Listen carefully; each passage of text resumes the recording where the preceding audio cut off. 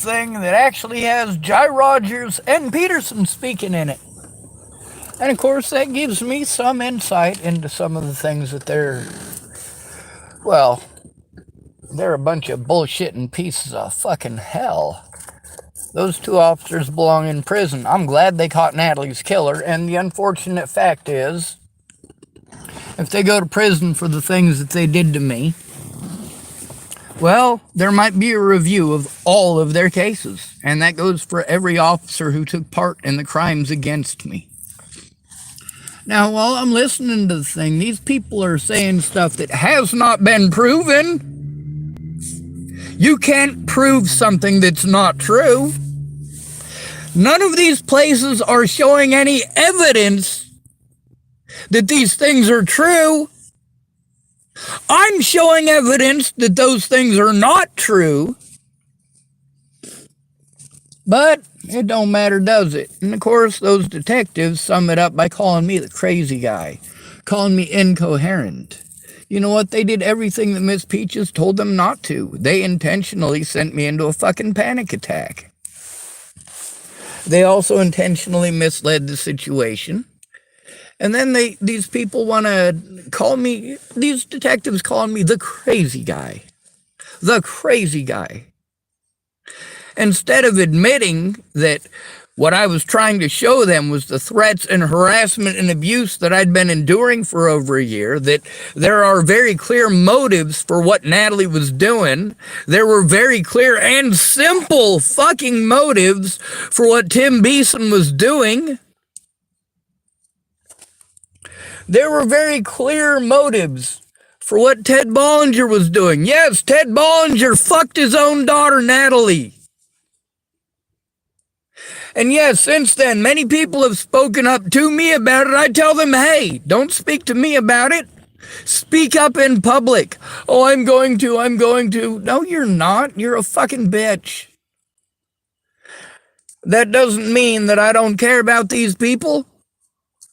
Even after everything that Natalie had put me through for over a year, the fact that I had tried to get a court date, that I had tried to turn in these predators, and I didn't get any help. I had people doing what it is that they do to somebody who they assume's crazy. They blow him off. They blow him off.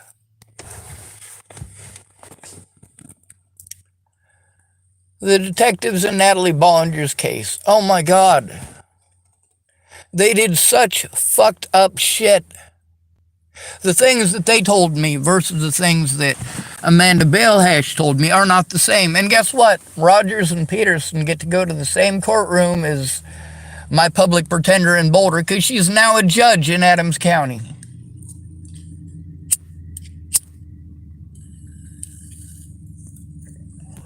I recorded a lot of conversations with people about Boulder County, about the cops there.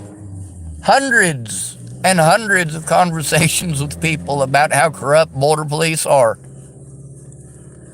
Jai Rogers and Pedersen asked me to go to Boulder, and then they coordinated with those officers. They would not investigate any of the crimes against me, and they kept on running me off everywhere that I went. When I tried to go to them about the assaults that were happening to me, they wouldn't hear none of it. And I didn't even have the ability to record those things. I learned how to do those things later on. I was supposed to have court with Natalie Bollinger on the 22nd of December of 2017, but I didn't even know I had a court date. I was pissed off because here I was trying to get a protection order against these people. They were allowed to get a protection order without me even being there, without me even being allowed to fucking defend myself. And you guys pretend like I'm crazy because I'm pissed off because I wasn't allowed to defend myself.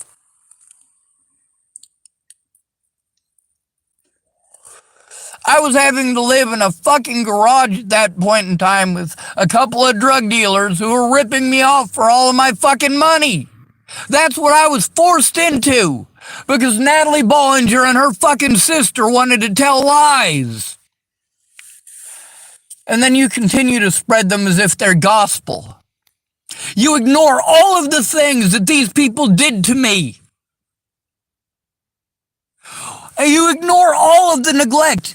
Now, these officers, they made it very clear in the way that they speak about me that they did not take me seriously, that they literally went out of their way not to take me seriously.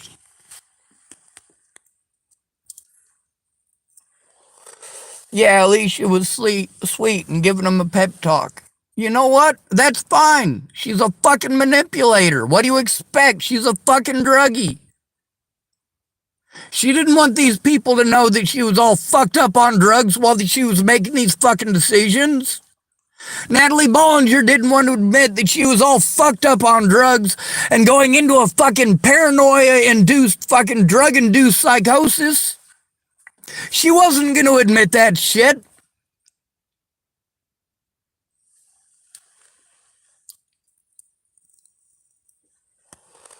And these officers weren't going to admit that they simply didn't do their fucking jobs.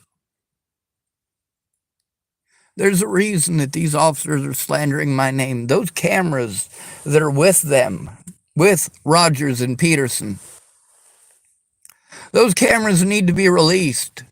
Not just the ones with me, but also the ones with Kayla Trujillo, because they show that those officers not only outright lied intentionally, but they went out of their way to assist other jurisdictions in framing me for crimes that I didn't commit. Their words have already shown that. Because of the evidence. The evidence does not back up what these people are saying.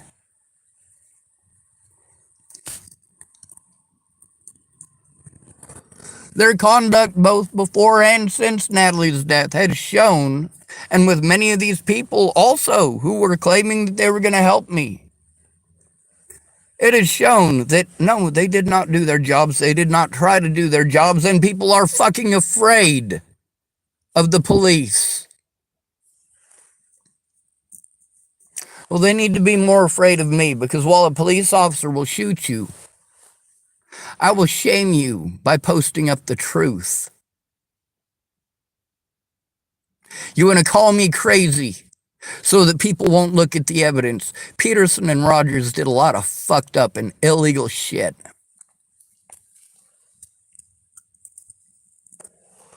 The things that they had to say to me versus the things that Amanda Balehash had to say to me. These were not the same things. The Boulder Police Department was supposed to be taking me somewhere safe where I could make a police report because I had taken multiple assaults since Natalie's death. At least 15 assaults against me in between the 5th of January, or in between when Natalie disappeared on the 28th of December 2017 and the 5th of January of 2018. At least 15 assaults against me. I was forced out into homelessness. I wasn't homeless. I was stuck in a situation that I couldn't get out of because I was too broke. I didn't have any help. I'd been trying to get help for over a year. I've proven that with Veronica Bruce, with Brenda Dickinson, with many other people, their very own words. Laura Nelson. I proved with all of these people's words that I was telling the truth, that they did know about it beforehand, that I was seeking professional help. I was doing all the things that the lawyers told me to do. They told me before Natalie was killed, lawyers told me this is going to be an uphill battle. If they're calling you mentally ill, you got to have witnesses. Did you go to people for help? Yes, I did. Do you have proof that you went to people for help? Yes, I do. Is there any evidence that you don't have? Yes, there is. And they have it. Law enforcement has it. They have evidence that I did go to them for help. They sent me to a fucking nuthatch. And they tell me, well, that's a way that they discredit you. They call you crazy, and then nobody will listen to you. What you need to do is you need to go see a therapist. And since these people are calling you mentally ill, they're going to pretend like you're schizophrenic. So you need to be aware of that. I was like, I already know this. And he said, you got to get yourself an advocate and a guardian. I said, okay, I'll get an advocate or a guardian. So I got Nicole Peralta as my therapist, and I got Tamara as my caseworker who was supposed to advocate for me, and she's the only one that ever actually did. She actually tried to believe that there was some chance that I could be heard.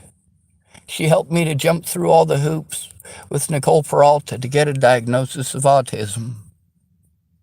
I already knew I was autistic before that. I'd fought hard to try to pretend that I'm normal so you guys don't abuse the fuck out of me and use that as an excuse to discredit me. I grew up with actual victims. I grew up with the little girls who tried to tell on their dads and they got locked up. I was locked up with the little girls who tried to tell on their dads to their mom, and their mom didn't listen, so they cut themselves and they got locked up and given the mentally ill tag. I was locked up with the autistic kids. Anybody could do anything they wanted to an autistic kid. Just pretend like they're retarded. They don't know what they're talking about. When they first started discussing whether or not I was autistic, I was 6 years old. And I already knew at 6 years old how autistic people are treated, and I was not okay with that. So I learned how to pretend to be normal. It's not like a psychopath trying to pretend to be normal.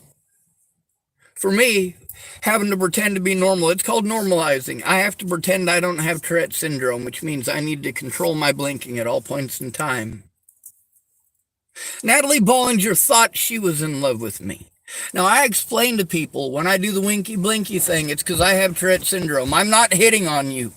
Don't take it as me hitting on you. The messages between Natalie Bollinger and myself on Facebook show that she thought she was in love with me. They showed that the things that they tried to pretend were untrue. They showed that the things in Natalie Bollinger's last post were untrue, but Jai Rogers wouldn't look at it. Pedersen wouldn't look at it. Nobody fucking cared that I had been abused for over a year before that. They said they looked at my Facebook page and all that was incoherent. It wasn't incoherent. It was about situations that I was in. And I didn't want to release people's names about most of those situations until I had a lawyer to try to get those people into fucking court, like Ken and Leah. So I spoke about the situations without the names. I didn't want to have to give them too much of a heads up, like I later had to do. Every time I tried to turn in the police, I had to post that that was my intent. I had to tell people that that was my intent on Facebook and YouTube so that it was documented that that was my intent. So that if they played anything else, played any other scenario, at least my intent is recorded.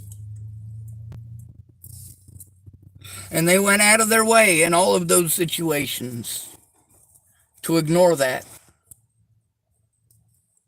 I should have had a protection order against Natalie Bollinger and Tim Beeson and many others before Natalie was killed, but nobody cared because I'm just some crazy homeless guy. Nobody fucking cares. Shit, not even my own sister. I paid between her and her friend over $1,800 altogether. What'd they do? Erase a whole fucking computer full of evidence.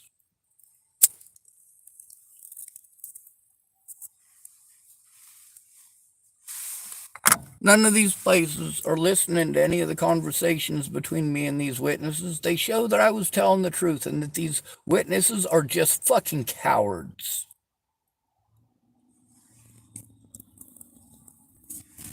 Here I am being victimized, and they're offering to help. And then the same people who are victimizing me start victimizing them. And then they blame me because these people are victimizing them. No, not fucking okay. I didn't victimize you. They did. The Bollingers and their friends and these web wingnuts are the ones who fucking threatened your life, Candace Bondurant. These are the ones who are threatening you and your kids. These are the ones who are threatening Kara Johnson Miles. Or sorry, Kara Rogers. Or Cara Rogers. Or Cara Mia, as she went by. It wasn't me threatening to kill people. I didn't threaten to kill anyone until my grandma's funeral. You know how far away from Natalie Bollinger's death that was? That was months and months of me taking abuse. Of having people who are supposedly my friends stealing things from me that were important.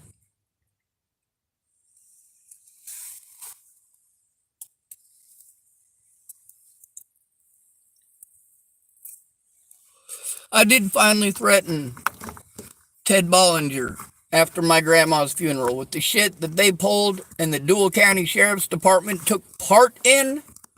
And by Scott DaCosta's own admission, that officer never made a police report.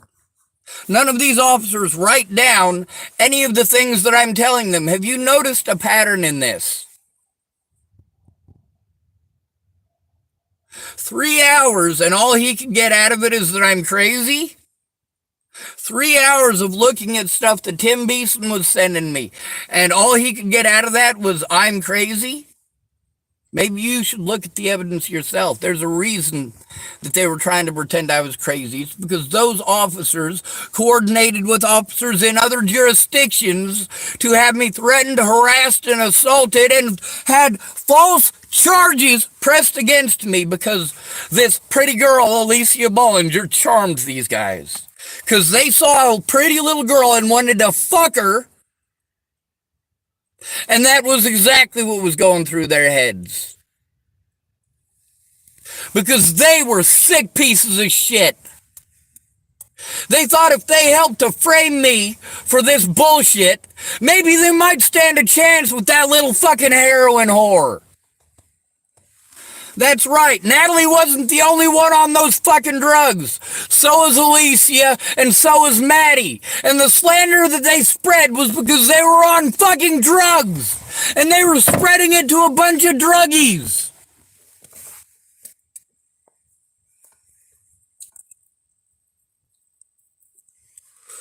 The narrative being sold was false, and they should have talked to the witnesses.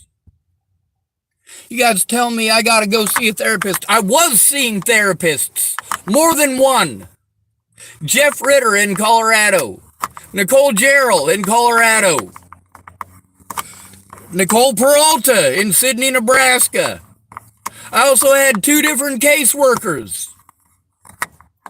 I had Tamara in Nebraska until she quit her job, and then I moved to Colorado. I was told I needed to go to the Front Range, and although I wasn't able to record that, afterwards I was able to record many of these same people telling me the same exact things, that I needed to go to the Front Range of Colorado. How can I do that? It is unsafe for me to go there because of law enforcement like Jai Rogers and Detective Pedersen.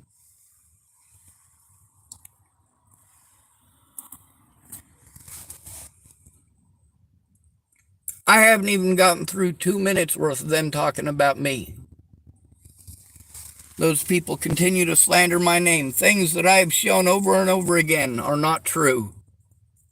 And I needed help showing that it wasn't true. I needed help showing that evidence instead of people able to paraphrase and take things out of context.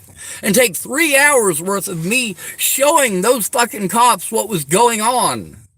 3 hours of those fucking cops lying to me and going out of their way to send me into a panic attack. Telling me to go to Boulder and then coordinating with Boulder to have me harassed everywhere that I fucking went. Meanwhile, Boulder was already fucking involved, and I needed to get their body cameras. Because when I was served with that protection order, they made a lot of mistakes, and some of those mistakes were felonies. But guess what? Again, no help getting them body cameras. People thought if they just ignored it, it would go the fuck away. No, it didn't go away. I continue to take the abuse to this day because those cops did not do their fucking jobs. They tried to frame an innocent man for a crime he didn't commit. The media kept on coming after me until they caught Joseph Michael Lopez. Now these guys claimed to me that night that I was free to go anywhere. When I tried to go to see Lana and Amanda Ingline at their request, Lana and Amanda, I told them I couldn't leave until Monday. They didn't wait until Monday. They made a bus fucking ticket for that day. And then they're telling me that I have to go and in person all the way to the Denver bus station in order to even cancel the ticket and get the money back, or they lose out on their money. Holy shit, I didn't ask them to fucking book a ticket.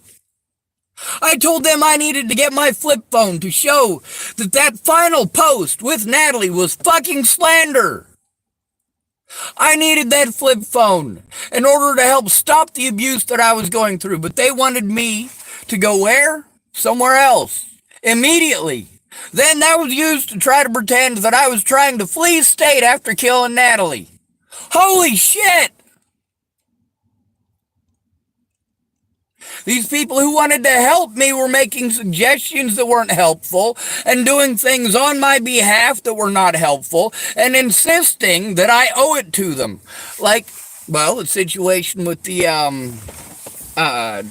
victims' rights advocate. That this group with Evan Daka and with Cara Rogers, a.k.a. Cara Mia, and Lana Ingline and Amanda Ingline, all of these people were in this group. And they were insistent that I do things their way, that I do what they want. And they all had different ideas, and they were all messaging each other in this group, and also messaging each other independently, and also all messaging me at the same time. I was overwhelmed, and they wouldn't stop overwhelming me, no matter how many times I asked them, please stop. One of you talk to me. One of you. Just one. Don't overwhelm me. I can't help but be overwhelmed under extreme situations like that where I have been abused and assaulted repeatedly. And then I've got a bunch of people telling me what to do. They have no clue what's going on. And they're telling me to forget about the flip phone that shows I was telling the truth. Well, because they didn't help me to get that flip phone, because they chose to do something that I said not to do. And then to get angry with me because I didn't do what they wanted when they fucking wanted it. That's what you're not getting. I don't have the ability to do what you want when you want it. Especially when help won't be here for 6 fucking weeks. But you're pulling bullshit in courts today. You're pressing false charges on me today so that I can't be in contact with the people that I need to be in contact with, and that is not fucking okay. And many of these people are angry because when they didn't come forward, I had to fucking record why. Because these officers continued to slander my name. They worked together across multiple jurisdictions and eventually multiple states to cover for the crimes of these officers. And just because you won't look at the fucking evidence, and the people who have seen the evidence are making every excuse not to speak up. Mostly it's because they're busy getting fucking drunk. And thank goodness I recorded conversations with these fucking alcoholics where they admit that they're alcoholics. I recorded conversations with these meth addicts where they admit that they're meth addicts. I told you the fucking truth about these people.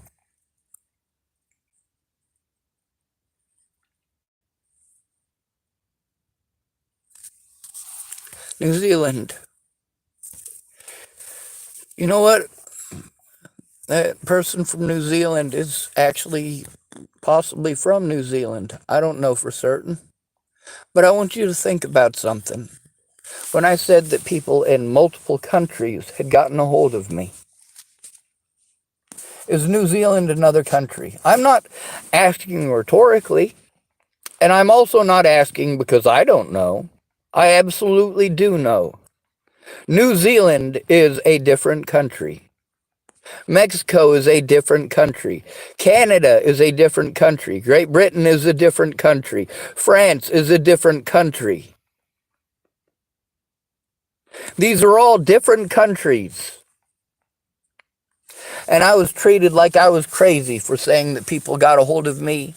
Some of them even, well, many of them to threaten me from other countries.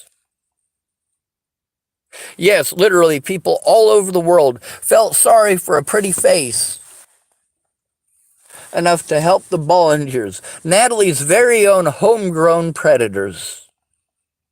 The people who raped her, the people who chose alcohol over her. Natalie and Alicia were fighting over a boy on my birthday. And after my birthday, Alicia Bollinger was abhorrently cruel to me. Abhorrently. Over a fucking broken phone? Over them fighting over a boy? It's not my fault that the phone was broken. It's not my fault she didn't inform me that the phone was broken until she had changed it over into her name. And changed my phone number from that flip phone over to that broken phone in her name. And then when I was having issues with that phone, Alicia wanted to be even more cruel to me. And then y'all want to pretend like Natalie Bollinger had asked me to leave her alone before I had my car stuck outside of her house because it was broken.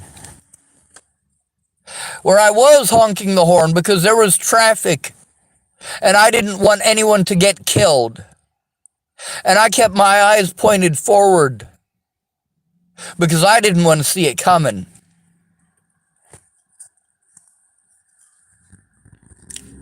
If I'm going to get plowed into death because I'm stuck across traffic by a minivan with a couple of parents and their kids, I don't want to see those people coming before they slam into the side of my vehicle and kill me and possibly themselves. I don't want to see that. I was so fucking scared when I was stuck out in the middle of the road. I needed to explain to Natalie that her sister was being fucking incredibly mean. That phone that she had given me for my birthday was fucking broken. Natalie knew it was broken. There's a reason her eyes got extremely big when she realized that her old busted phone was the phone that Alicia had given me for my birthday. That's right, they gave me this birthday present while I'm supposedly stalking them.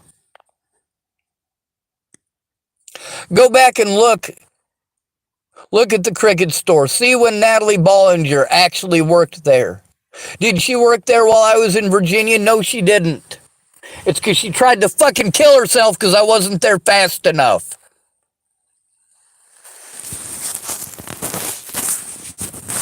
You'll believe anything anybody says because they call me crazy. And people victimize me over the things that those folks are saying that you don't bother to find out if they're true or not. Neither did Jai Rogers. Neither did Pedersen. Neither did Vanderleest. Neither did Officer Herr. Neither did Officer Waylon Lolatai. Look his name up. The officer I supposedly assaulted was Waylon Lolatai. They were supposed to be taking me somewhere where I could safely make a report about Tim Beeson, about these people who are threatening me and harassing me and assaulting me.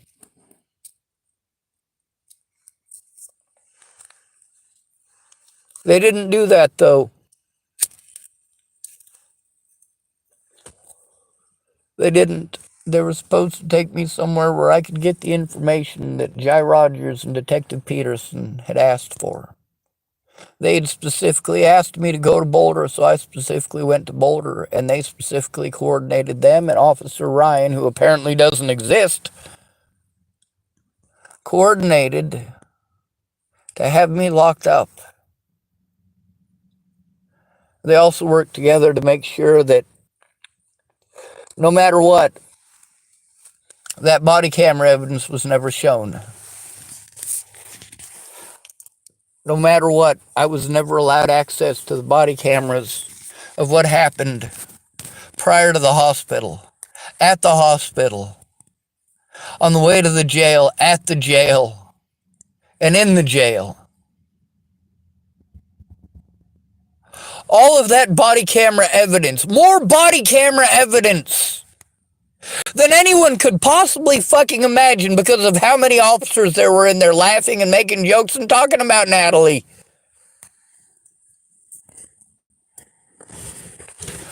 They all assumed that I did it. Even the ambulance lady took part in it. My shoe was halfway off.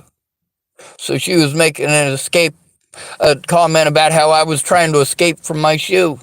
So I flicked it off. Then she tried claiming I was trying to kick people. I'm fucking strapped to a goddamn bed, you dumb cunt.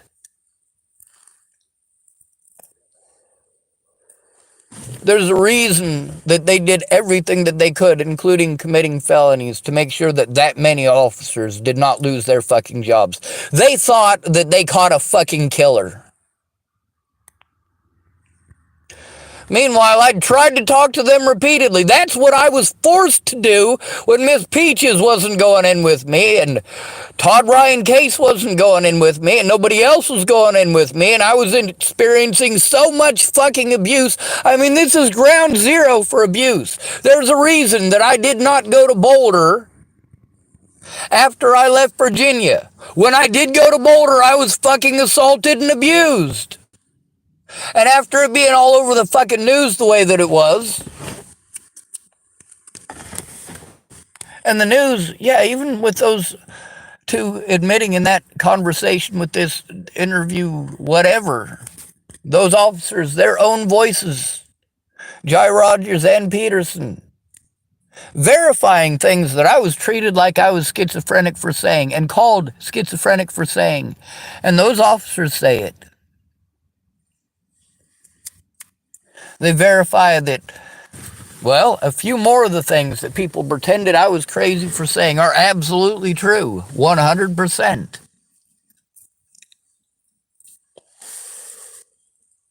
The officers before Natalie's death did not take the situation seriously. They did not take the abuse seriously.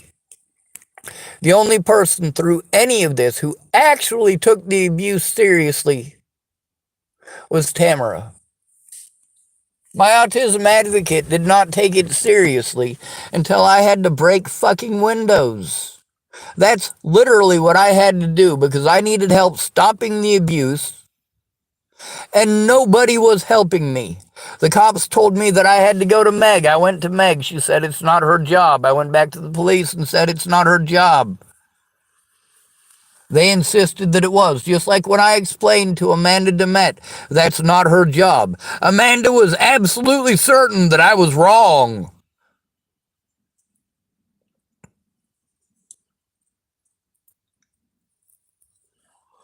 Thank goodness that conversation with Amanda DeMette is on YouTube.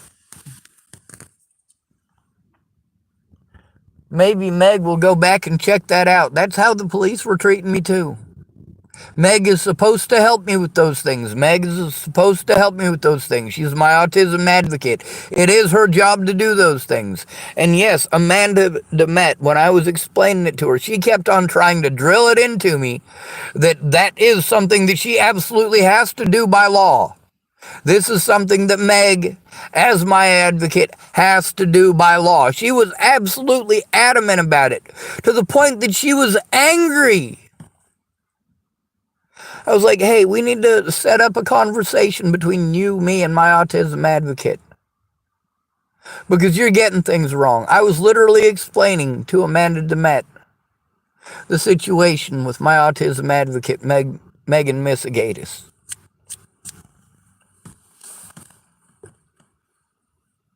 Yeah, Amanda DeMette was angry with this woman. So I decided between Amanda being angry with this woman for not doing what it is that she's supposed to do, that Amanda could hear it from this woman's own mouth why it is. These people are defeatist because they know there is no chance, because I am called mentally ill. I have no chance unless someone is willing to look at evidence and step up and actually speak up. Not people who are going to send me a bunch of stuff about my predators and then not speak up about it themselves. Shannon Alvarado sent me all that stuff about Kara Johnson Miles, but she didn't post any of it on the internet, and she didn't try making a police report. She never tried making a police report. In all that time, finally, when I went back, even though she had been promising she was going to make a police report, just like Miss Peaches had promised that she was going to make a police report, after 7 months of abuse because Miss Peaches hadn't come forward, yes, I did desperate shit. And I admitted that I did that desperate shit, and I admitted why. With Shannon Alvarado sending me that stuff, but she never made a police report or even tried, kept on making excuses. Claiming that she's gonna, and then when it's time to do so, more excuses. It's always their turn to speak, and that's the problem with being the person that everyone came to with their problems. Everybody's used to you listening to their problems. So used to it, when they call you up to quote-unquote help you, they end up instead talking about their own problems the whole time. They get sidetracked with their own problems or with some solution they've figured out in their head after only listening to a couple of sentences of what's going on. Well, have you tried this place? Yes, I have. I've got it recorded on my YouTube, me calling these places. You're telling me as if I hadn't called. It's recorded on YouTube. Those calls are recorded on fucking YouTube. Yes, I called. Are you sure? Yes, I'm sure they're recorded on YouTube. I go back from time to time and listen to those videos so that I can say exactly what it is that those people said to me word for word. Because you're not going back and listening to the videos. You're just bitching at me for ranting about the abuse that I'm enduring. Stop bitching on the internet. Why don't you try to take it out in court? I did! I fucking did. I was blown off repeatedly. I've got a whole car full of evidence that shows that the narrative that these goddamn websites are fucking selling is bullshit. But without somebody to help me to show that evidence, because I'm not allowed. I've tried everywhere that I can. These people slandering me in their videos, in some cases, gets them literally millions of likes. Literally millions of views. Millions. Where they're talking about a small portion of a video that you guys can look up on the fucking internet and listen to the whole thing. They took things out of context, intentionally misled the situation to make me a target, and they did so maliciously.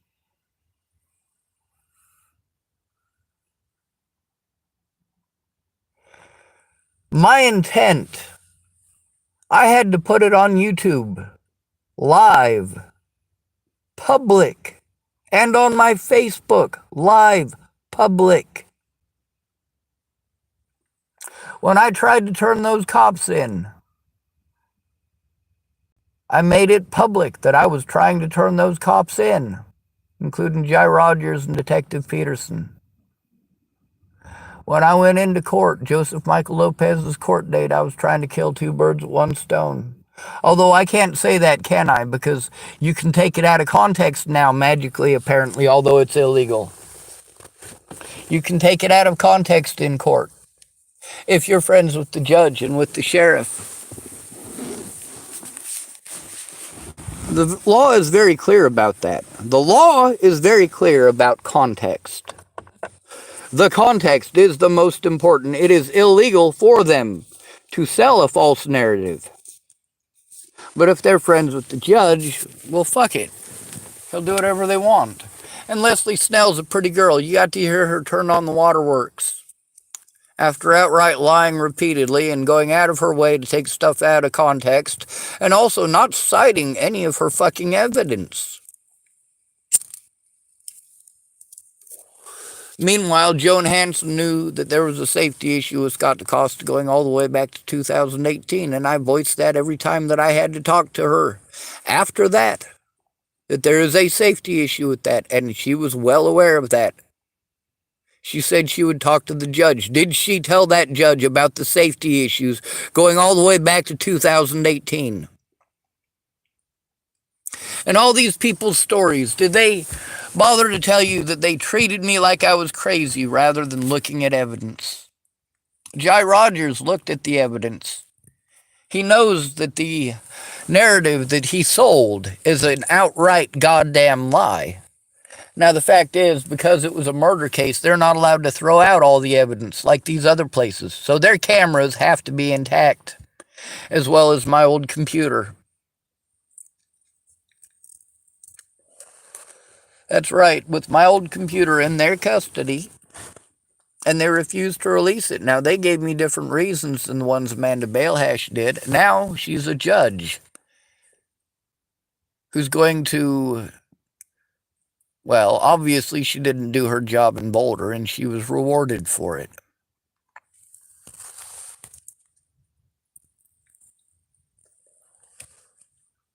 Then again, client confidentiality and all that, so there's no recordings of it. There was recordings, well, there's still some recordings, but that computer that had completely destroyed all the evidence on. That's right. I paid Ed and my sister for him to destroy evidence and to basically waste the day as a hangout time. I had to repeatedly redirect my sister to what I needed her to do, which is actually look at the evidence and verify it exists. There's a lot of evidence. There's a lot of those conversations with Megan Messigatis that needed to be listened to. There's a lot of stuff that, I had the camera on. That's while I wasn't having her take a look and verify all of that stuff. But she didn't actually take a look and verify it. She just wandered around and laughed and joked with Ed and smoked and got fucking stoned and... Then Ed tried to threaten and harass and intimidate me and was talking about getting violent the whole time. I asked him repeatedly to stop with that. Now, for Leslie Snell to take that video out of context and for my own advocate to throw that in my face. Well, you shouldn't have said this. Well, that's not what I said. I asked a question. And I asked a question for a very specific reason. It is absolutely in context. The way that they used it was not. Sarah Bacon, with you saying that you would kill people and you would hurt people, instead of coming forward, which is what you should have done. Are you telling me that I should go shoot Leslie Snell? Are you telling me I should go assault Leslie Snell? Candace Bondurant, with you saying that you would shoot people between the eyes and telling me that if you were me, you would kill people. Are you saying that I should kill Leslie Snell? Is that what you're telling me? Are you telling me that between you telling the truth and me killing Leslie Snell, you'd prefer I kill Leslie Snell? Is that what you're doing? Because I'm not willing to do that. These aren't the only two people whose suggestions included fucking murder.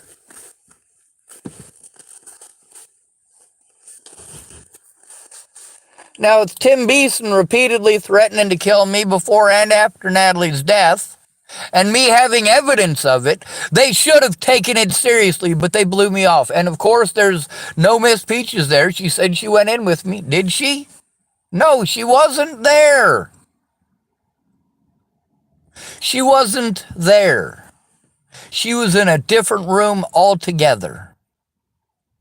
She didn't go in the same vehicle as me. She went in a different vehicle altogether. When these places claimed that I was arrested in Virginia, just like when Natalie claimed I was arrested in Virginia, no, I was taken to the fucking hospital for dehydration. While I was there, the officer took me there and dropped me off. I told him, you know what, when you drop me off, all they're going to do, they're going to fill me up with fluids. They're going to fucking drop me off at the door with a piece of paper with phone numbers on it. And that's the quote unquote help I'm going to get. And the officer said, oh no, they're going to help you here. So they took me into the room. They took all of my belongings, including my telephone, and wouldn't allow me access to it. And they hooked me up to the saline thing. And I think it was like 4.5 hours that I was hooked up to this saline. And they came in more than once to change the bag on it. I was told by one nurse that they can meter it, how many bags of saline it takes, how long it takes for a person who's dehydrated to saturate themselves with one bag, and the amount of time that I was hooked up apparently required at least 3 bags. So, I mean, they only wrote down that it cost me 1. But that's the thing, is that the stuff they called me crazy for saying, I have evidence of it. I have the paperwork from the hospital in Chesapeake. There's a reason I have paperwork from a hospital and not from a jail. Because while you want to slander me and say that I was arrested, I wasn't. Now, I had to sit down and talk to a mental health lady while I was there. Because they assumed that I was crazy, because they were told that I was crazy by pretty girls who were manipulating because they got busted with fucking heroin. It wasn't my fucking heroin. I'm not the one that gave them the heroin. They're the ones that insisted that we hang out on my birthday. They insisted that we go to Elliot's Coffee Grounds. Alicia Bollinger literally drove my car to Elliot's Coffee Grounds. And get this.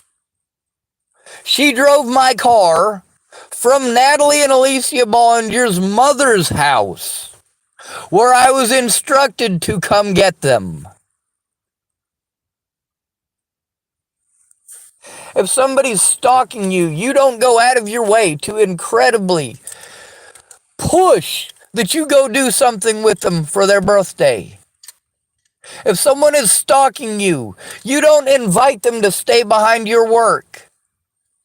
But then again, Alicia Bollinger wasn't accusing me of stalking her, was she? And whose work was it that I stayed behind? Alicia Bollinger's. They didn't like the fact that the Starbucks that I was at was so many miles away from where they were at, because I was at a Starbucks on Military Highway. It was Alicia Bollinger's idea. She insisted that I go park my vehicle and stay behind where she worked. She said it would be fine, and that way it would be easier for them to come see me every day. For them to come see me every day. That's right. While I'm supposedly stalking them, they're being as friendly as fucking possible. They're inviting me to go do stuff. They're telling me about their personal problems. I'm actually there and present when they're talking to Shelley Campbell and trying to convince her to come to Virginia. Natalie's twin sister, Alicia, helped me to get a job there so I wouldn't be completely broke. She gave me that busted phone that was the source of all of these problems. What, you think I just magically did a 360 on my birthday? No, I had a busted fucking phone that was being major fucking issues. Now, they made me talk to a therapist, and I explained to that therapist, all right, here's the situation. All right, Natalie was going to kill herself if I didn't come here. She wasn't even going to get it on the plane to come here unless I promised I would come visit. Then she told me that she's going to kill herself if I don't come here, and she ran her vehicle into a fucking tree within hours of me telling her I wasn't already on the road. She told me she would kill herself if I wasn't already on the way. So I made sure that I went because she did try to kill herself. And I had set it up to go see Ed Simmons, and I was too broke to do that. I had set it up to go see Amanda DeMette, and I was too broke to see that. I was going to try to see Moose, but he was in jail.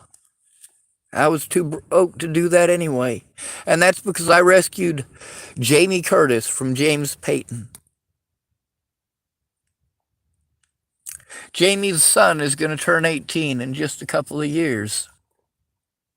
And when he turns 18, those videos on my YouTube channel here that are recordings with him, I can make them public. You can hear from a very, very, very scared at the time. I believe he was 9 or 10. He was 9 or 10 when James, according to him, according to what he told me Jamie claimed, according to Jamie's son, James Payton pushed her down the stairs. That's how she ended up with that bruising.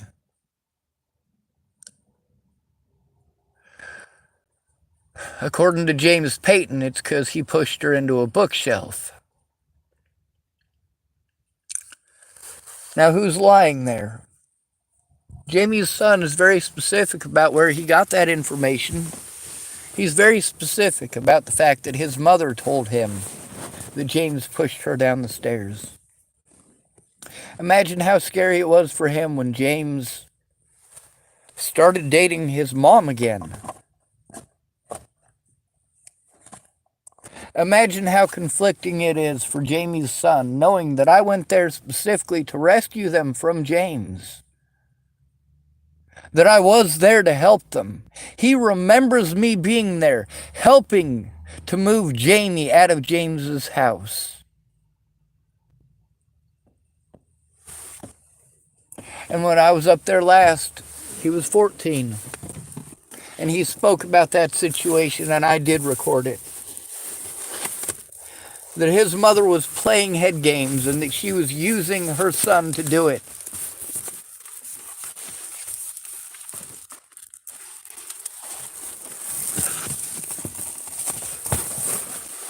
What the hell kind of a sick person does that? Her own son. And she had him involved in her scheme,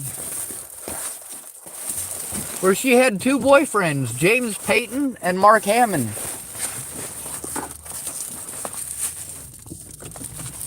She had two boyfriends, and her son knew it. A 14-year-old boy was expected to play along in her fucking head games. I only have to wait for 2 years. Well, 3 years before I can post it. It's already on my YouTube channel. It's just set to unlisted. There's a few people that I did send it to already so that they can verify it.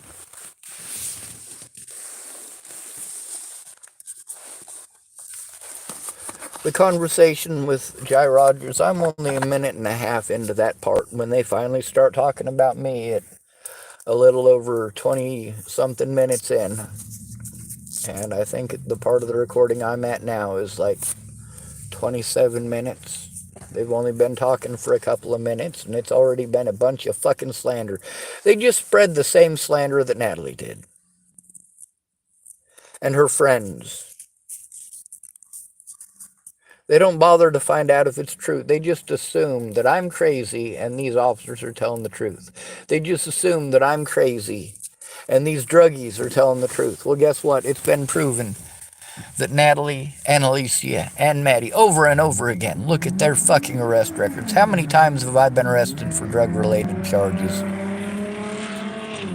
Kayla Manning can verify the fact that I took the rap for paraphernalia that wasn't mine. And that's it.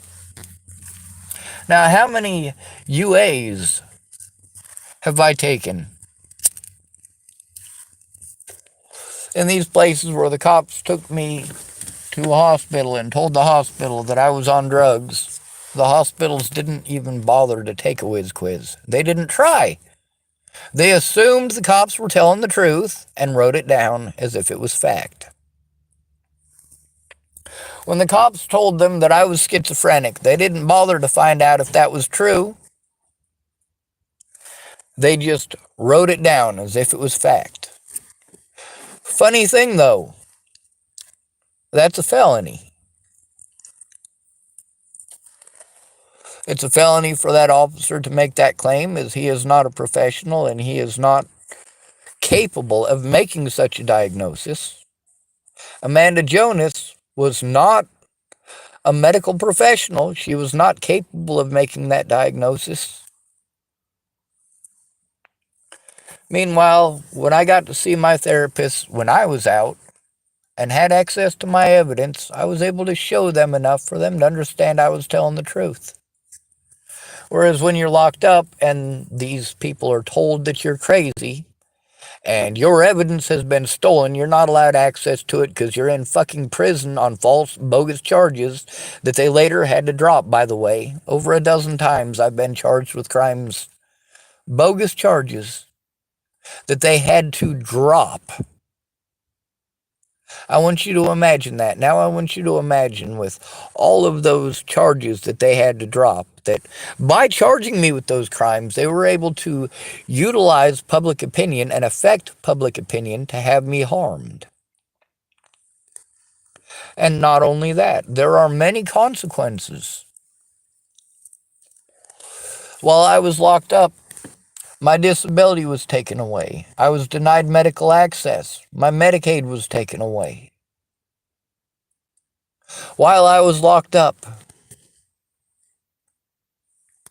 on bogus charges, they held repeated court dates without me.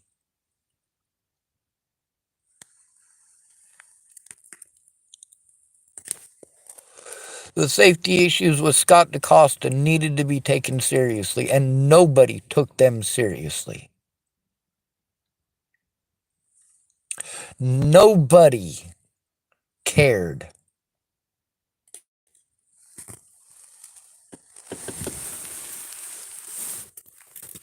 There was only one person throughout all of this. There was only one person who tried to help me how I needed. Actually, tried to help how I needed, and that was Tamara.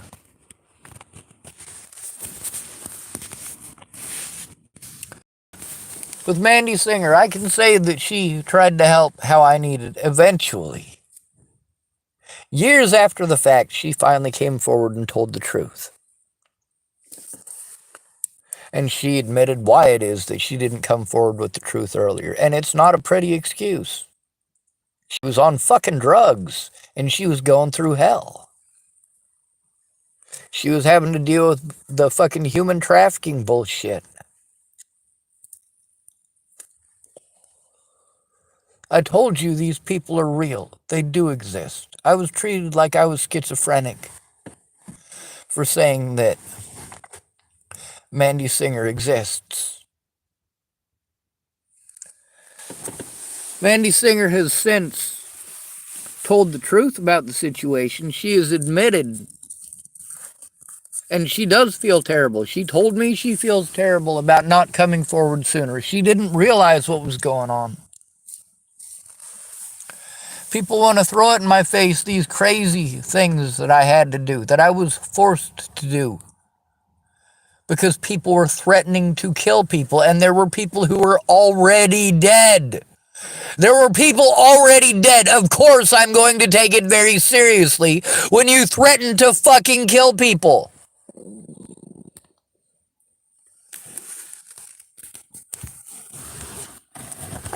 When I ask you to speak up and you say, man, I saw all that stuff, man, it just made me want to fucking kill somebody. I don't want to hear that. I don't need you to kill somebody. I need you to speak up about why you want to kill somebody. But I'd rather you speak up about it rather than kill someone. When you say, "Oh, I would have killed somebody," or you tell me, "Oh, you should have killed him, dude. Dude, here's where you went wrong. You shouldn't have said anything. You should have never said a thing. You should have just pretended nothing was happening and everything was fine and dandy and you didn't know nothing about it." And then bam, bam, bam, bam, bam, bam. Like, holy shit. Now, the guy who was telling me that, oh my God, do not fuck with ketamine, okay? That's all I got to say about that situation. I recorded with the witnesses themselves that the stories that I told were true. I recorded the situation with Miss Peaches, Kayla Trujillo, and she talks about the situation with Todd Ryan Case and his girlfriend at the time, Chloe Pachovis. You guys want to talk about how scared you are when I scream on the internet? Imagine somebody who is fucked up on ketamine, extremely fucked up on massive quantities of ketamine. And he's getting super power charged watching Black Dynamite on TV. Ghetto blasting the fuck out of it. It is loud. And he's screaming at his girlfriend over stupid shit, telling her to speak up and then telling her to shut up and then telling her to speak up and telling her to shut up. And she tells me, "Sean, he held me down the other day and he was screaming in my face and wouldn't let me up." So I got a hold of Miss Peaches. I already knew going to the cops wasn't going to do shit. The cops don't listen to homeless people, especially homeless males. You get to hear from all these people how important Natalie's looks were. Even the detectives in Natalie's case bring up her looks. Her looks, her looks. A lot of people bring up my looks too. She looks sweet and innocent and pretty. And I look like a nasty old fucker who probably has to fucking rape people to get laid. Yeah, you got no idea. That's the kind of shit that I have to deal with. You probably have to rape people to get laid. You're so ugly, you probably have to rape people to get laid. You look like a child molester. You look like a rapist. Someone should just shoot you in your fucking head. That's what I get to deal with. And I'm not taking those things out of context. But no matter what, the cops, I have to turn these crimes in to cops who have already committed crimes against me. Dual County Sheriff's Department has like 7 officers at any one time. And only one of them is on duty at any one time. Sometimes 2 of them, because there's 2 towns. There's Big Springs, and it's less than 300 people. And there's Chapel, and it's only 500 people. And they got 7 deputies, and somehow Scott DaCosta has managed to go through over 20 of them since Natalie's death.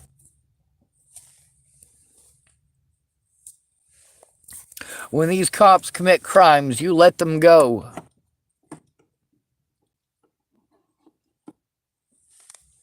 Scott DaCosta let those officers who committed crimes against me, he let them go. But there's a reason for that. By letting them go, it prevents me from getting a court date against those officers, thereby preventing me from getting him into court. I'm taking abuse because none of these people took it seriously unless I did something desperate. And when I did something desperate, they finally did something. Or at least put forth enough of an effort to claim that they tried.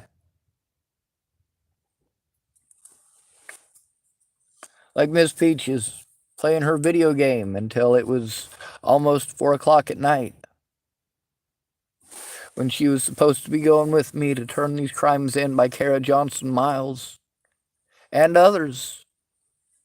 I needed to turn in what Kara Johnson Miles was doing. I needed to turn in the situation with Danica Garner and Rochelle Shelley Campbell, and police should have been involved in that the whole time. But they weren't. They didn't care. Well, actually, as it turns out, they were.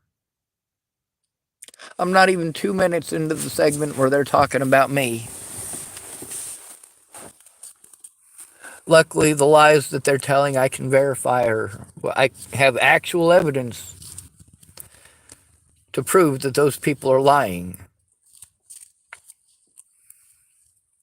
Where they misled things. Yes, context is important. The law is very specific about that.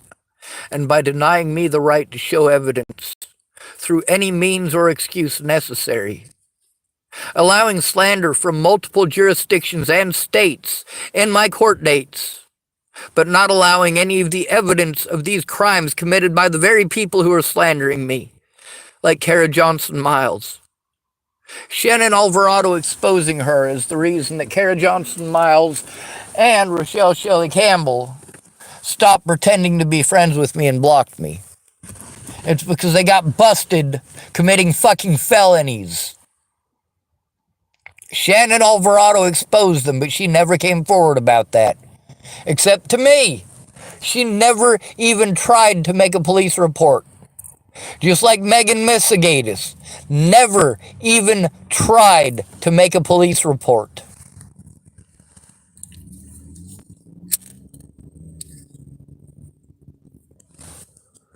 Meanwhile, I'm not supposed to be scared while Brett Roloff and his girlfriend are fucking pulling their tweaker bullshit, or while Shannon Alvarado and her boyfriend are pulling their fucking drunken bullshit. How am I not supposed to be afraid? Or at Tabby's house with Joshua Eichelberger and his constant, non-stop, incessant drunken bullshit. Those were all very scary environments because of the sheer level of screaming there. Now, Dallas Richmond, at his house, there was no screaming there. None. The only time there was screaming is when Harley was involved. That's it.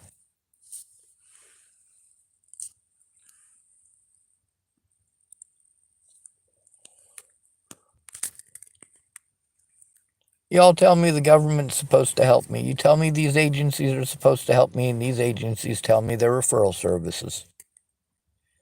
Instead of asking me to try it again, why don't you try doing it with me? See, here's the thing about Megan Missigatis. She ran into the same roadblocks I did, and her excuse the whole time was, well, if you hadn't broken that glass. No. If you had communicated more clearly, if you had listened to me instead of pretending I'm a fucking retard, I wouldn't have had to break that glass.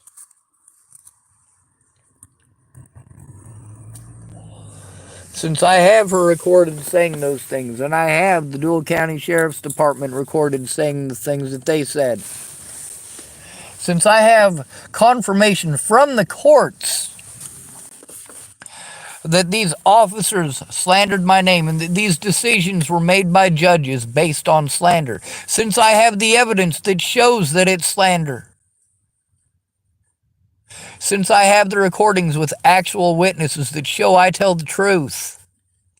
Later on, they want to play victim because I posted up the fact that they knew I was telling the truth and never came forward. Well, I do come forward. These predators get away because you look away.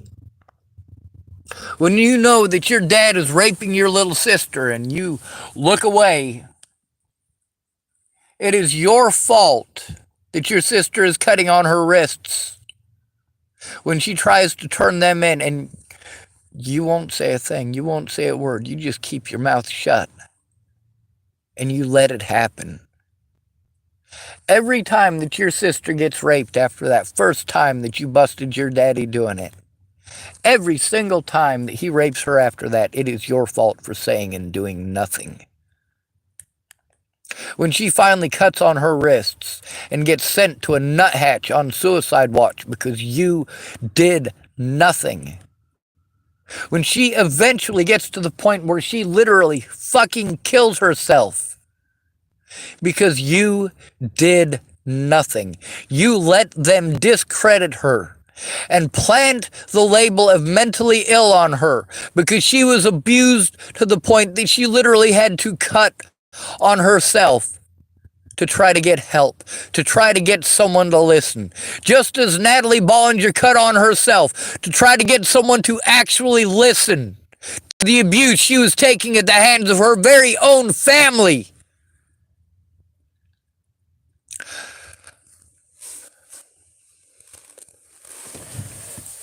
I broke windows to try to get people to listen. I lit a fire to try to get people to listen. I threatened to kill my predators who had threatened to kill me back. I threatened to kill the President of the United States, for Christ's fucking sake, and I admit all of those things. Yet my predators have to pretend things that didn't happen in order to try to justify it. Leslie Snell outright lied in court, and that judge broke the law knowingly and willingly, willfully, and intentionally. There is zero possibility that he did not know what he was doing was a fucking felony. We're not talking about a misdemeanor here. That judge will go to prison for the rest of his life.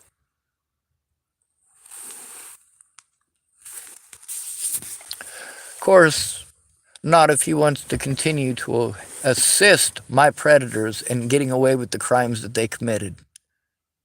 You know, all these people from western Nebraska admitting that the court system doesn't work in Nebraska, especially western Nebraska.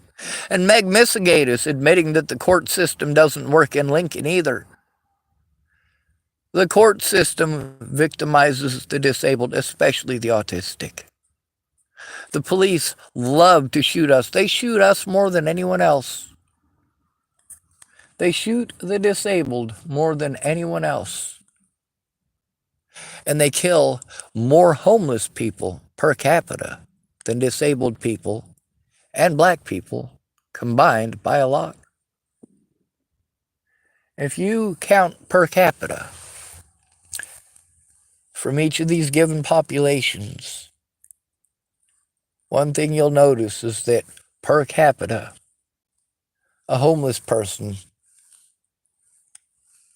is over 250 times more likely to be killed by police than anyone else. Anyone else. You talk about how Black Lives Matters, not when they're homeless. You talk about how Me Too, I as a victim should be heard too, but not if it's a male victim, especially not a homeless male. But if it's a homeless female, you don't hardly listen to them either.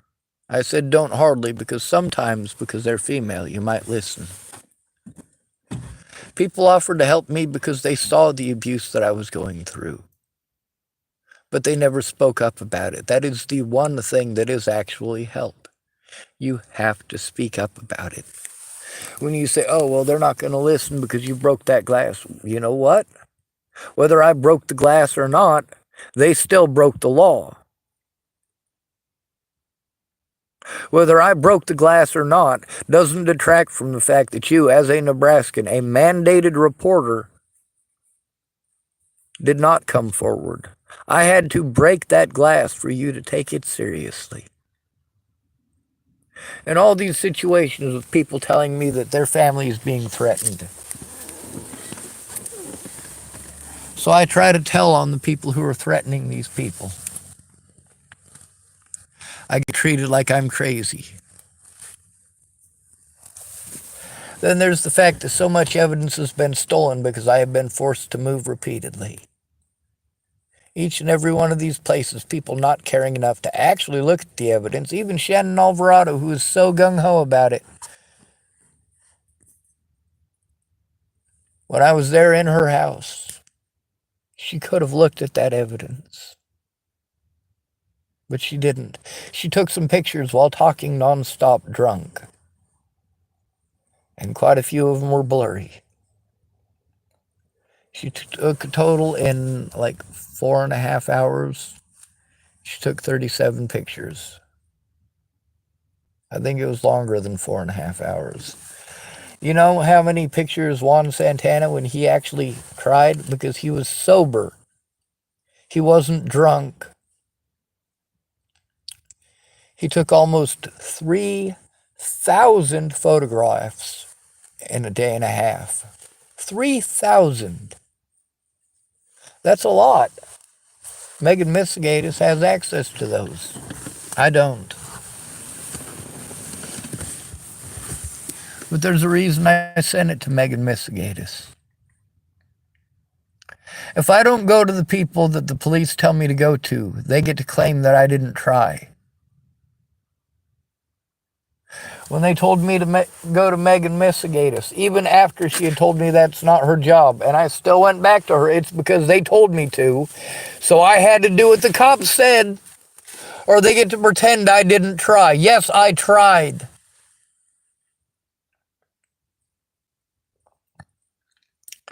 Megan Missigatis didn't make a police report, wasn't willing to talk to the media. But then again, she didn't take it seriously, not at the beginning. Then when she did finally take it seriously, those cops were scared shitless. Oh, shit, somebody's actually going to listen to him. Well, we better abuse our power, break the law, and arrest him on some bullshit. And then they intentionally omitted evidence to mislead the situation. Now, before that court date with that last judge, I wasn't 100% sure if that judge was in cahoots with these son of a bitches, or if he simply did what he did because he was lied to. But after that last court date, it's obvious, it's blatantly obvious, that he was already aware of those things, and that he was going out of his way to pretend. They went out of their way to press false charges against me so that I couldn't take Leslie Snell, Robert Warnick, or Scott DaCosta, or, of course, William Barr to court. These are the 4 people I was trying to turn in. When Megan Missigatis helped me to get that room, those are the 4 people who I had said so on my YouTube channel. I had stated my intent, as I always do, to find a safe place. It wasn't safe there at Dallas's. Sure, Dallas doesn't want the whole world to know that he was in a knockdown, drag-out, fucking literally physical fight with his fucking girlfriend over whether or not she was fucking cheating on him with Robert Franklin fucking Warnick. Is Dallas the bad guy in that scenario? No, he kicked her out of his house. That's what he did, and she wouldn't fucking leave. He kicked her out. She still wouldn't leave. She was throwing things and cursing, and that was the night before, and then it carried on into the next day. I was getting ice packs for her ankle because she wanted to pretend like Dallas had shoved her down to the ground and she had hurt her ankle. It wasn't Puffy, but you know what? I still got ice for her, and I still went down to Pumpkin Pantry in Dallas' Suburban to go get breakfast. I had to get the fuck out of that house. I couldn't listen to Harley and Dallas argue for literally another 8 hours. I couldn't do it. So Dallas gave me his card, told me to take his Suburban up and to get breakfast, and that's where Robert Franklin Warnick, well, he was at Pumpkin Pantry and he was coming out, so I locked the fucking doors on the vehicle. He had only assaulted me a couple of days earlier, and I was trying to figure out why the fuck he wasn't already in handcuffs.